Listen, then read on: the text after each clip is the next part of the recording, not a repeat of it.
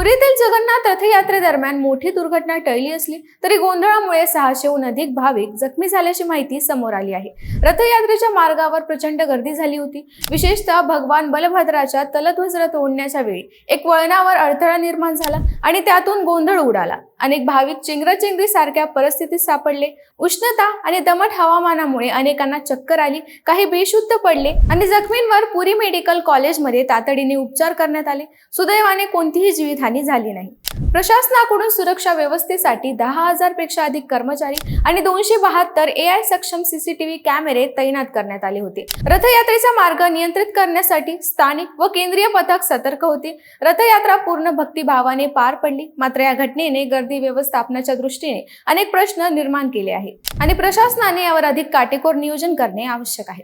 या संदर्भातील घडामोडींसाठी पात्रा सत्य पे सत्ता म्हणजे थोडक्यात पण महत्त्वाचं, आणि आमच्या चॅनलला सबस्क्राइब करायला विसरू नका।